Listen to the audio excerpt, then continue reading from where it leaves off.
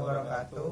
Kami dari kelompok 3 akan menjelaskan tentang perorganisasian sumber daya manusia. Perorganisasian adalah kegiatan untuk mengorganisasi semua karyawan dengan menetapkan pembagian kerja atau hubungan kerja, delegasi wewenang, integrasi, dan koordinasi dalam pembagian organisasi. Kata organisasi sudah tidak lazim lagi dalam kehidupan manusia. Setiap lembaga atau instansi pasti mempunyai sebuah organisasi untuk menjalankan atau menghidupkan instansi tersebut. Pengertian perorganisasi dan struktur organisasi. Perorganisasian atau organizing mempunyai bermacam-macam pengertian seperti yang dikemukakan dalam buku manajemen Hani sebagai berikut. Cara manajemen merancang struktur formal untuk penggunaan yang paling efektif sumber daya keuangan, fisik, bahan baku, dan tenaga kerja. 2. Bagaimana organisasi mengelompokkan kegiatan-kegiatannya di mana di setiap pengelompokan diikuti dengan penguasaan seorang manajer yang diberi wewenang untuk mengawasi anggota kelompok. 3. Hubungan-hubungan antara fungsi-fungsi, jabatan-jabatan, tugas-tugas para karyawan. 4. Cara manajer membagi tugas-tugas harus dilaksanakan dalam departemen mereka dan mendeklarasikan wewenang yang diperlukan untuk mengerjakan tugas. Wah, carem saat karya. Perorganisasian merupakan suatu proses untuk merancang struktur moral, mengelompokkan dan mengatur serta membagi tugas-tugas atau pekerja di antara para anggota organisasi. Perorganisasian sebagai proses dikemukakan oleh Ernest Dell dalam buku James A. F. Stones sebagai berikut. 1. Merinci suatu pekerja yang harus dilaksanakan untuk mencapai tujuan organisasi. 2. Membagi beban kerja ke dalam aktivitas-aktivitas yang secara logis dan menyenangkan dapat dilakukan oleh anggota organisasi. 3. Pemisahan pekerjaan sesuai dengan keterampilan dan keahlian karyawan yang berbeda-beda. 4. Penetapan mekanisme untuk mengorganisasikan pekerja dalam satu kesatuan yang terpadu dan harmonis. 5. Memonitor efektivitas organisasi dan pengambilan langkah-langkah penyesuaian untuk mempertahankan efektivitas. B. Struktur organisasi. Struktur pengorganisasian terdiri dari sebagai berikut. Struktur lini disebut juga pengorganisasian bentuk jalur, bentuk lurus, dan bentuk militer. Mula-mula dikenalkan oleh Henry Fayol, salah satu pakar manajemen ilmiah. Kebanyakan struktur ini digunakan di dunia perusahaan dan dunia militer.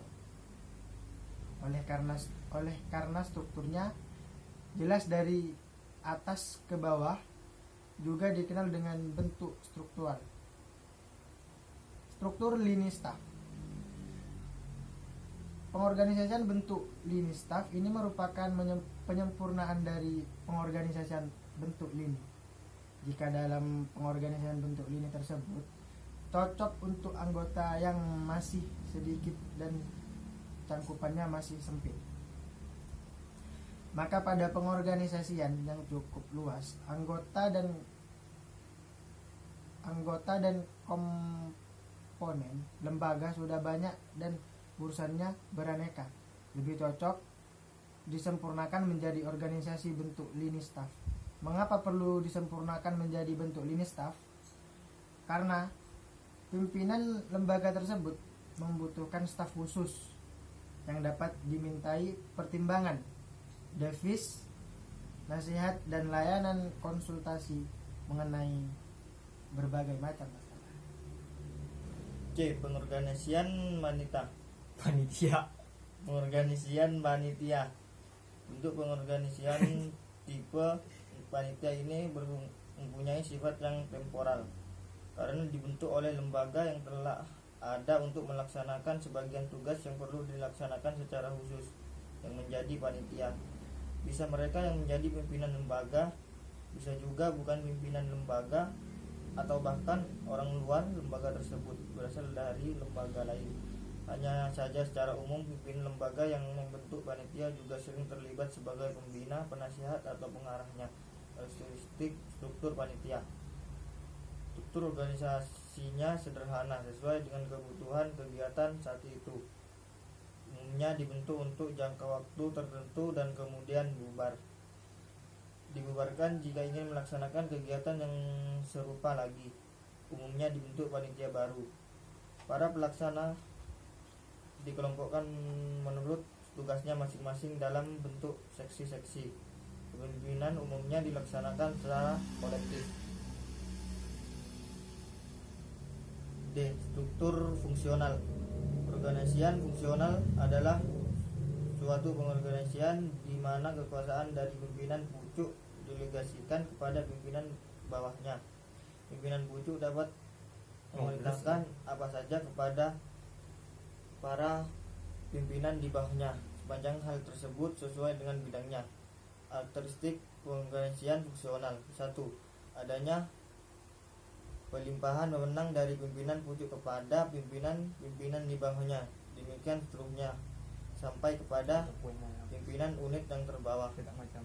Tiap-tiap pimpinan mempunyai wewenang untuk mengatur semua pimpinan yang levelnya berada di bawah dia. Hal tersebut relevan dengan bidangnya, tidak terlalu banyak menekankan kepada komando atau perintah dari, melainkan lebih beraksentuasi pada fungsi yang harus dijalankan. Banyak dipergunakan pada lembaga yang bagiannya memerlukan banyak yang sama. Struktur pengorganisasian gabungan. Struktur pengorganisasian gabungan ini sebenarnya hanyalah merupakan gabungan dari bentuk-bentuk pengorganisasian yang disebutkan di atas.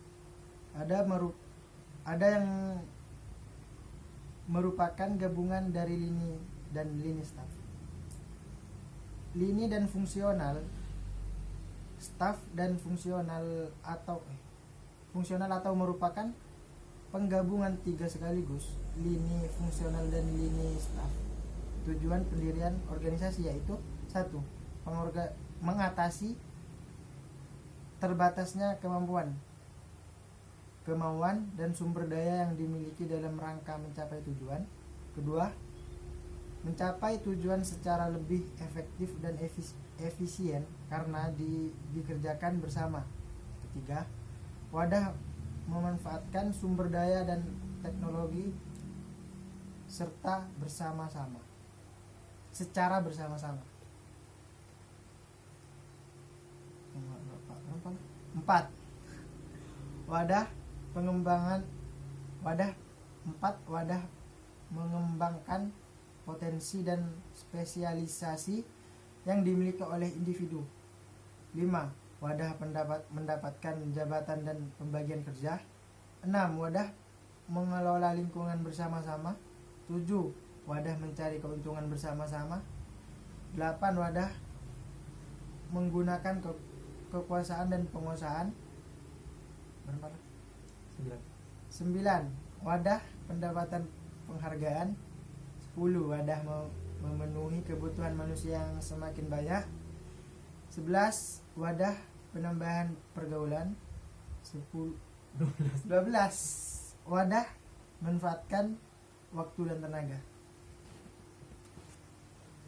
Prinsip pengorganisasian sumber daya manusia. Dalam upaya memastikan bahwa organisasi memiliki sistem dan target pencapaian sasaran dan tujuan, maka perlu difahami sejumlah prinsip. Dalam bukunya Pengantar Manajemen Syariah yang ditulis oleh M. Karebet Widyakusuma mengatakan bahwa terdapat tujuan prinsip suatu organisasi sebagai berikut. Dengan hanya mengambil ketujuan pointer, kami mencoba mempertajamnya sebagai berikut. 1. Perumusan tujuan. Organisasi harus menetapkan tujuan yang hendak dicapai yang bersifat fokus, spesifik, terukur, target, waktu, memiliki nilai manfaat di sisi Allah Subhanahu wa taala. Dalam sebuah kitab dikatakan bahwa ciri suratul badihah seorang yang berpikir serius, fikrum jiddiyah adalah ditetapkannya tujuan yang konkret dan tergambar pasti. Tahwirul ma'adah. Kedua, Kesatuan ke arah.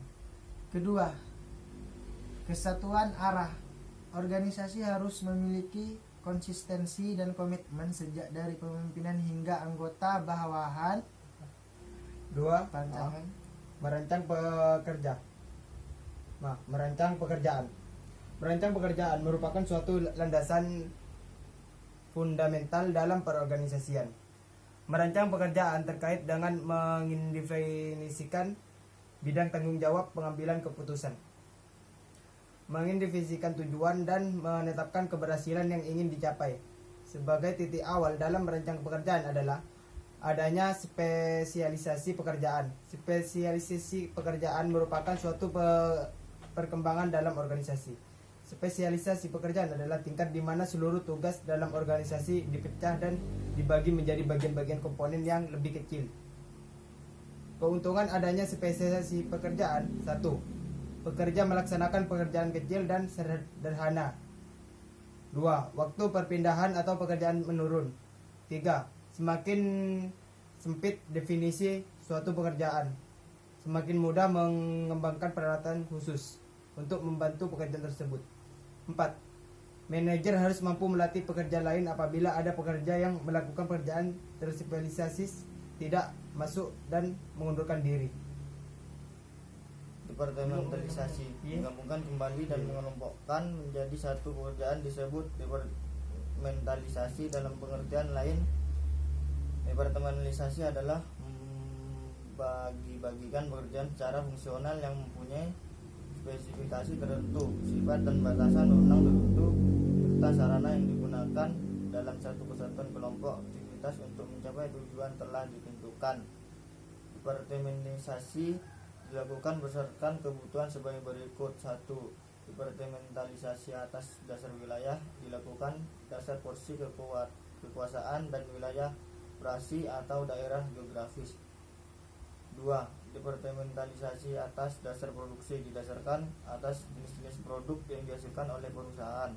3. Departementalisasi atas dasar pelanggan didasarkan atas pembagian kelompok menjadi pelanggan perusahaan atau orang yang menjadi barang yang dijual oleh perusahaan. 4. Departementalisasi atas dasar fungsi organisasi mengelompokkan fungsi-fungsi yang sama atau jenis untuk membentuk suatu satuan organisasi. Ya, lawat je lah. Pelimpahan wewenang. Wewenang adalah hak seorang pejabat untuk mengambil tindakan yang diperlukan. Tugas serta tanggung jawabnya dapat dilaksanakan dengan baik. Pelimpahan sama dengan penyerahan. Pelimpahan wewenang berarti penyerahan sebagian hak untuk mengambil tindakan yang diperlukan agar tugas serta tanggung jawabnya dapat dilaksanakan dengan baik dari pejabat satu kepada pejabat yang lain. Wujud pelimpahan wewenang dapat dilakukan oleh pejabat yang berkedudukan tinggi kepada pejabat lebih bawah atau pejabat atasan kepada pejabat bawahan, atau pelimpahan wewenang vertikal. Pelimpahan wewenang juga dapat dilakukan di antara pejabat yang berkedudukan pada jenjang yang sama atau antara pejabat yang sederajat, atau pelimpahan wewenang horizontal. Prinsip-prinsip pelimpahan wewenang. 1. Prinsip skalar, yaitu prinsip pelimpahan di mana jalur wewenang dan tanggung jawab ditetapkan secara tegas dan jelas dari tingkat manajemen atas sampai ke tingkat manajemen yang paling bawah. Dalam proses pelimpahan semua tugas harus dibagi habis. 2. Pelimpahan Prinsip. 2. Prinsip pelimpahan penuh, yaitu sebagian besar tugas organisasi harus dilimpahkan di antara para anggota. Artinya, tugas yang tidak dapat dilakukan pimpinan maka harus dilimpahkan kepada pejabat lainnya. 3. Prinsip kesatuan pemerintah. Oh, pocok. 3. Prinsip kesatuan perintah. Prinsip ini berpandangan bahwa bawahan dalam organisasi seharusnya melapor hanya pada satu orang atasan. Studi kasus dalam perorganisasian sumber daya alam. Dalam suatu organisasi, baik organisasi kecil maupun besar, lebih-lebih dalam sebuah perusahaan sangat dibutuhkannya peran sumber daya manusia atau SDM yang handal dan berkualitas tinggi untuk bisa mewujudkan tujuan suatu organisasi dalam perusahaan tersebut.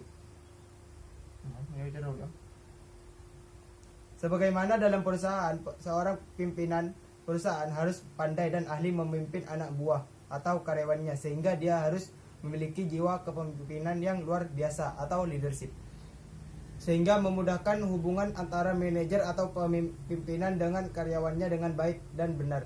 Selain itu juga harus mengetahui kemauan karyawan tersebut, sehingga ketika manajer tersebut mengetahui karakteristik, maka akan dengan mudah seorang manajer dalam mengatur perusahaan tersebut, sehingga timbulnya simbiosis mutualisme yang baik. Alhamdulillah.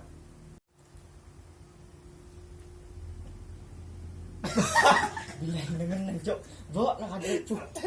Kok bentuk di budi nang kok cak laku. Lama yuk. Ya, udah tahu yuk. Demikian dari kelompok kami. Saya Arif Fizik. Saya Ilham Akbar. Saya Muhammad Irsadul Amal. Maaf kalau ada salah kata. Sekian, terima kasih. Bila ada kata salah kami mohon maaf. Salah Demikian. Bener loh. Ya, Ada ulang boleh. Mohon maaf jika ada salah kata. Assalamualaikum warahmatullahi taala wabarakatuh.